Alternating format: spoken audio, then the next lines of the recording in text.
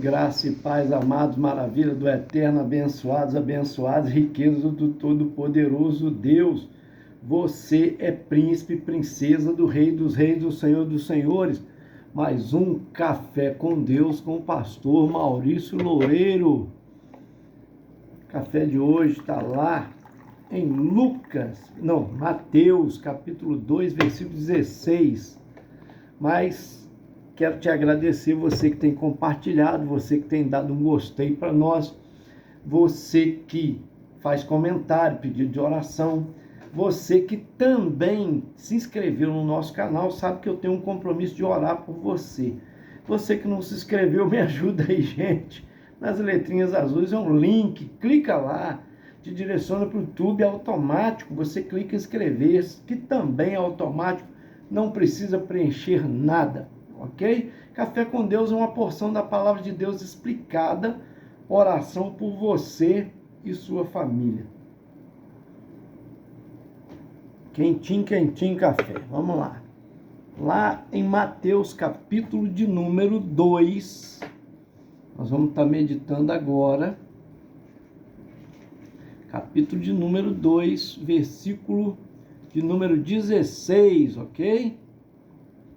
Mateus 2,16 está escrito assim, ó. Então Herodes, vendo que tinha sido iludido pelos magos, irritou-se muito e mandou matar todos os meninos que havia em Belém e em torno dos seus contornos, da idade de 2 anos para baixo, segundo o tempo que diligentemente inquirira dos magos. Ô, gente. Estou rindo aqui, mas é trágico, né? Ele foi visitado pelos magos do Oriente, Herodes, o Grande, o homem que reinou aí algumas décadas, umas 3 décadas, né? Antes de Cristo, reina até, eu acho que o ano 7º de Cristo. Ele, quando foi visitado pelos magos, que pergunta a ele, né? Aonde nasceria o rei dos judeus? Ele disse, eu não sei, nós fomos guiados por uma estrela e nós queríamos adorá-lo. Falou, não, descobre lá onde é, depois na volta você passa aqui e me fala que eu quero ir lá adorar também. Na verdade não era isso, tanto é que Deus advertiu para que eles não falassem com ele, porque o Herodes sofria de uma síndrome de beta, que era desejo de só ele, né, ser contemplado, e qualquer ameaça ele matava. Tanto é que ele mandou matar todos daquela cidade onde Jesus nasceu, em Belém, e as cidades vizinhas, para que, né, fosse morto o menino que ele jamais queria que reinasse, fosse o seu sucessor, né? Nós aprendemos muitas lições aqui. Esse Herodes, o Grande, este homem na história, tá? A sede do seu reino ficava lá, justamente na Judéia. Seu domínio abrangia várias regiões vizinhas também. Então ele era rei dos judeus ali e as cidades vizinhas. Ele é conhecido na história como Herodes o Grande, e ele era oriundo de Edom, que é a cidade, ou seja, descendência de Esaú, né? Irmão de Jacó. E como Roma dominava o mundo, ele resolveu entregar a autoridade da Judéia e aos redores a Herodes. Por isso encontramos na história um Idumeu governando sobre o território de Israel, tá? Israel estava dominado pelos romanos. Herodes foi um hábil construtor, nós vamos ver isso aqui, construiu muitas coisas, inclusive Joséfo, que viveu no ano 100, ele fala sobre ele, tá? Ele havia conquistado a simpatia de muitas pessoas, exatamente por causa dos seus notáveis projetos de construção. Ele construiu templos, anfiteatros, hipódromos, aquedutos, porto-marinhos, edificou várias cidades, palácios fortificados, com luxuosas casas de banho e ainda os avançados sistemas de esgoto, que praticamente nem existia e ele, né, fez. Seus projetos eram muito impressionantes, tá? Até mesmo para engenheiros modernos que estudam suas ruínas. São construções gigantescas e impressionantes. Mas ele era um megalomaníaco. O que é isso, pastor? Uma condição da psicopatologia caracterizada por fantasias delirantes e autoestima desproporcional. Aí vendo aí. Em geral, trata-se de um indivíduo de caráter mutante, extravagante e ao mesmo tempo indeciso. E construiu, né, construções históricas dele, por exemplo, podemos ver aqui obras imponentes, integrava a arquitetura e a paisagem, seus palácios eram decorados com afrescos, belos detalhes em gesso e pisos de mosaico. Também introduziu na Judéia as casas de banhos romanas, com salas aquecidas, sistema de aquecimento sob o piso, tá? Construiu cidades inteiras, uma delas um porto artificial, olha só. Algumas construções estão arroladas, nós vamos, na história, nós vamos falar aqui, tá? Como Cesareia, por exemplo, uma cidade portuária. Herodes construiu um dos maiores portos marítimos do mundo romano. Seu tamanho impressionava arqueólogos e engenheiros. Tinha capacidade para ancorar 100 navios. Eita! Que evidenciava que foi realmente um centro comercial internacional. Os cais e quebra-mares foram construídos com a técnica mais avançada da época. Quer dizer, ele estava na construção muito além da sua geração, tá? Para você ter uma ideia aqui, ó, tinham blocos que os eruditos, né, não entendem como que trabalhadores transportavam aqueles blocos gigantescos de aproximadamente 135 metros cúbicos. Tinha 15 metros por 3 e por 3, olha só. O próprio Flávio José fala sobre isso, historiador judeu, tá? Essa cidade portuária bem planejada tinha um templo dedicado a César Augusto, um palácio, um hipódromo, um teatro com capacidade para 4.000 pessoas e um sistema de esgoto subterrâneo. Aquedutos e túneis levavam água potável para Cesareia, de fontes localizadas na cadeia de montanhas do Carmelo, a cerca de 6 quilômetros, vinha tudo direitinho canalizado, gente. Samaria e Jericó, por exemplo. Um presente de César Augusto, Herodes recebeu esse presente, a antiga cidade de Samaria, e mudou o nome dela para Sebaste. Ele embelezou a cidade com vários prédios, incluindo o que provavelmente era um estádio cercado de colunatas. Também construiu grandes edifícios decorados com afrescos. Herodes construiu um palácio de inverno em Jericó, no Vale do Jordão, que fica cerca de 250 metros abaixo do nível do mar e possui um clima subtropical. Então, chamado aí Jericó, estendia por uns 1.000 hectares e tinha um aspecto de cidade-jardim. Herodes, por exemplo, ele uniu 3 palácios construídos por ele mesmo num enorme complexo residencial, tendo cada prédio salas, recepção, salas de banho, jardins, piscinas. não é de surpreender, né, que preferisse passar o inverno lá em Jericó. Luxuosos palácios foram fortificados, tá? Por exemplo, Herodes construiu também, para passar o inverno, lá no topo plano de uma montanha, ele faz uma fortaleza conhecida como Massada, que fica 400 metros acima do Mar Morto. Ali ele construiu um sofisticado palácio de 3 níveis, com um terraço e piscina. Outro palácio que se destacava pela casa de banho romana com cano de aquecimento embutidos na parede e um sanitário com sistema de descarga. Naquele tempo não existia. Mas que o camarada está bem à frente, né?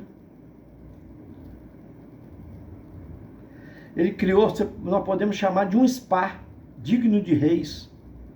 Era equipado com 12 cisternas que comportavam cerca de 40 milhões de litros de água, além de sistema eficaz de coleta e armazenamento de água da chuva, mais do que suficiente para plantações, piscinas e casas de banho. Outra façanha arquitetônica de Herodes foi um palácio fortificado chamado Herodium, localizado num monte proeminente cerca de 5 km ao sudoeste de Belém. Consistia em 2 setores principais, Herodium superior e o Herodium inferior. Na parte superior havia um palácio-fortaleza, cuja torre oriental de 5 andares, hoje em ruínas, dominava o horizonte. 2 anos atrás, agências de notícias internacionais disseram que os restos do túmulo de Herodes haviam sido descobertos na parte superior do Herodium. Elas alegaram que isso fortificava o relato de Joséfo sobre o cortejo fúnebre de Herodes. E o inferior, Herodium inferior, em certa época teve um complexo de anexos palaciais e gabinetes. O que mais chamava atenção era um jardim de estilo romano, guarnecido de colunas ao redor de uma imensa piscina decorada com uma ilha no meio. A piscina tinha quase o dobro do tamanho de uma piscina olímpica moderna. Além de ser usada como reservatório, servia para nadar e até passear de barco. A água vinha de uma fonte a 5 km de distância por meio de aqueduto. Gente, Jerusalém, esse camarada construiu muita coisa em Jerusalém, inclusive o templo, tá? O templo de Herodes. O maior projeto de Herodes foi o templo em Jerusalém. A construção original era do rei Salomão, né? Que seguiu os projetos arquitetônicos de Davi. Seu pai havia recebido de Deus por inspiração. Esse templo foi construído pelos babilônios uns 420 anos mais tarde, e cerca de 90 anos após isso, foi substituído por uma versão mais simples, construída na época por Zorobabel. Nós conhecemos isso na história, né? Governador de Judá. Referente ao templo de Herodes, construiu no mesmo local. Joséfo escreveu, olha só, estava todo recoberto de lâminas de ouro, tão esparsas, que quando despontava o dia, ficava tão arrebatado pela sua beleza como pelos dourados raios do sol. Quanto aos outros lados, onde não havia ouro, as pedras eram tão brancas que aquela soberba massa parecia de longe aos estrangeiros que ainda não as tinham visto, um monte coberto de neve. Oh, meu Deus! Milhares de homens estiveram envolvidos nessa construção do muro de arrimo do templo, que no lado oeste tinha cerca de 500 metros de comprimento. As enormes pedras foram assentadas sem argamassas. Já pensou? Tudo encaixadinha. Oh, meu Deus, o peso de uma delas, para você ter uma ideia, tinha 400 toneladas. Como é que pode um troço desse? Não é verdade? Herodes fez outras construções de Jerusalém. Uma delas é a fortaleza de Antônia, anexada ao templo. Herodes também construiu um palácio e 3 torres especiais de vários andares na entrada da cidade. Muitos livros falam sobre isso, né? Mas esse homem carregava uma crueldade mortal. Vamos ver alguns assassinatos que ele praticou. Tá? Não foi só, né, das crianças, né? Às vezes nós não fazemos ideia. Lá em Mateus fala sobre esse massacre das crianças, não é verdade? E grande sofrimento foi a família e aos redores que perderam as suas crianças. Até 2 anos de idade morreram muitos. Ele aprisionou Fazael, seu irmão, numa torre. O irmão não aguentou, tirou a própria vida, o irmão suicidou. Não hesitou em matar e executar Hircano II, que era avô de sua esposa. Matou também o pai e o irmão dela. E por fim a própria esposa, Mariana I, em 29 a.C. Anos mais tarde, os 2 filhos que tivera com ela, Alexandre e Aristóbulo, em 7 a.C. Vai vendo aí o camarada. Alguns anos depois, o alvo de sua fúria foi seu filho primogênito, Antípatro, que foi eliminado sem piedade alguma. Também exterminou quase todo o Sinédrio. O Sinédrio era composto por 70 homens, para você ter uma ideia. O camarada tinha sangue nas mãos. Nós não temos como precisar a quantidade de vítimas que esse homem matou, exterminou. Tá? Sua lista mortal é realmente uma das maiores da história. Agora, qual a verdadeira motivação para criar essas cidades, esses palácios, essas fortificações, essas torres? Massada, por exemplo, né? Que ele levantou esse gigantesco palácio de inverno. Na verdade,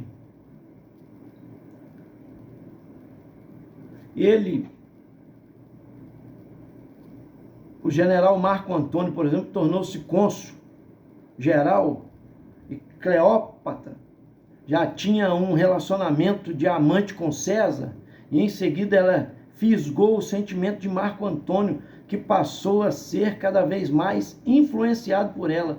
Herodes estava autorizado por Roma e temia que Cleópatra fizesse o que o poderoso Marco Antônio se voltasse contra ele. Por esse motivo, buscava um local de refúgio. Ele edificou Massada, uma grande fortificação que lhe daria grande autonomia e segurança ao mesmo tempo. Quer dizer, ele não criou à toa. Ele criou para se proteger com medo de Marco Antônio. Vai vendo aí. O templo, por exemplo. Por que ele criou o templo? Para fazer média com os judeus. Tá? A fortaleza de Antônia, essa torre, né? Também conhecida como Fortaleza de Antônia, ao nordeste da cidade, próxima do Templo de Jerusalém, ao tanque e próximo do Templo de Betesda, foi erguida com um forte militar contendo 4 torres de observação. Ele recebeu esse nome em homenagem a Marco Antônio, porque exemplo, puxa saco de Marco Antônio, para Marco Antônio não se levantar contra ele. Tudo que ele fazia, todo ponto tinha um nó para ele dar, não é verdade? E por que ele casou com a Mariana? Justamente por ela ser a sua esposa, né? Flávio José fala isso. Ela era muito linda, uma das mais lindas mulheres, tá?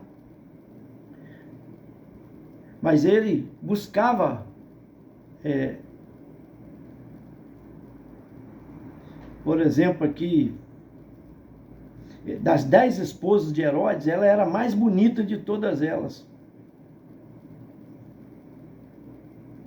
Por isso, invejar sua beleza. A mãe e a irmã de Herodes buscavam uma forma de tirar a vida dessa mulher. No entanto, Herodes tinha uma luta constante, né? Em buscar ser aceito por todos como um idumeu. Por isso que ele casou com a filha do sacerdote, para ele ser aprovado ali por eles, tá? Então vai vendo aí quanta coisa. Ao longo da história nós vemos aí Herodes, né? Agindo de todas as maneiras para perpetuar no poder qualquer um que fosse ameaça. Ele costumava até se travestir de pessoas simples e está no meio de trabalhador para ouvir falar sobre algum rebeldia, alguém falando mal dele, alguém intentando contra a vida dele, e ele já fazia isso para quê? Para matar aquelas pessoas. Certo? Então o infanticídio foi feito por quê? Com medo de perder o trono, né? Matou os armoneus, por exemplo, né? Contou com a ajuda de Roma, o imperador sobre o território israelense, foi um opositor de descendentes dos macabeus, os quais na época o líder era Asmon, e por isso eram chamados de asmonianos. Estes controlavam Israel antes da dominação romana e se ressentiam do governo de Herodes. Ele queria ser aceito. Como não foi, o que ele fazia? Exterminou cada um deles, matou a todos. Por que ele matou os próprios filhos? Tá? César Augusto frequentemente dizia: é mais seguro ser um dos porcos de Herodes do que ser seu filho. Já pensou? Para e pensa num troço desse. Alexandre e Aristóbulo, por exemplo, seus filhos, com Mariana, foram estrangulados por ordem de Herodes. Tá? Já doente, sabendo que pouco tempo lhe restava, com apenas 5 dias antes de sua morte, mandou matar os filhos primogênitos. Só por quê? Porque eles tomariam o lugar dele. E conforme a história, queridos, ele chamou sua irmã Salomé e disse para ela: olha, eu estou para morrer, convida todos, fecha o ambiente e mata todos as lideranças. Já pensou? É que ele morreu e ela não quis fazer. Ela liberou eles. Vai vendo aí, mas esse massacre estaria nas suas costas. O cara matar a própria esposa, já parou para pensar num troço desse? Agora, o triste é que quando uma pessoa age desse jeito, vem a sua dinastia, os seus descendentes, né? Seguiram pelo mesmo caminho de Herodes o Grande. Mesmo caminho. Por exemplo, Arquelau, chamado de Herodes, né? o etnarca, em suas moedas, Arquelau, por exemplo, era o filho mais velho de Herodes, com sua esposa samaritana, Maltace. Vou fazer um resumo aqui, porque né, o tempo não dá. Vamos fazer um resumo aqui. Arquelau era tão perverso que tinha por alvo superar o seu pai em todas as maldades. Vai vendo aí como que a pessoa vai servindo de exemplo para outros. Tá? Não obteve êxito por ter sido removido da autoridade pelos romanos.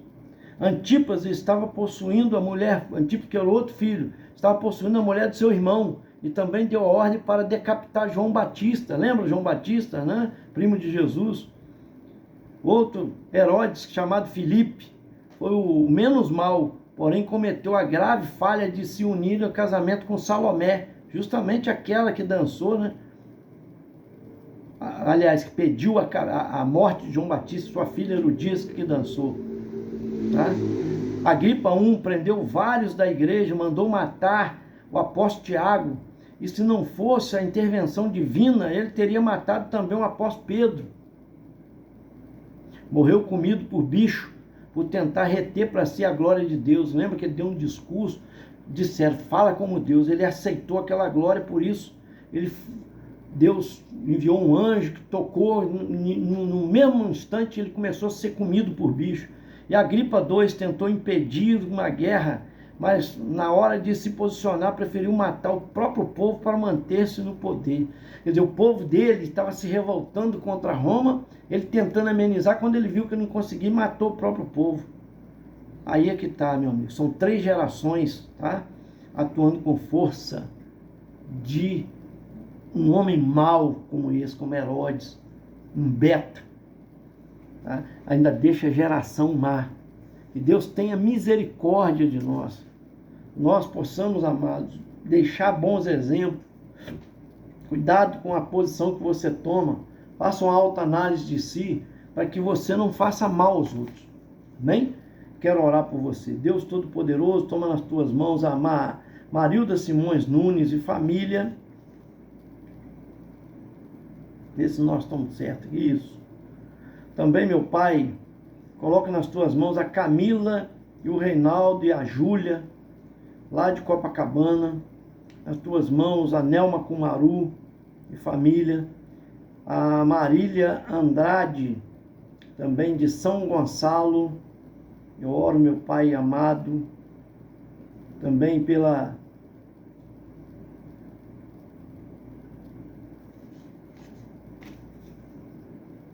Alcina Lúcia e família.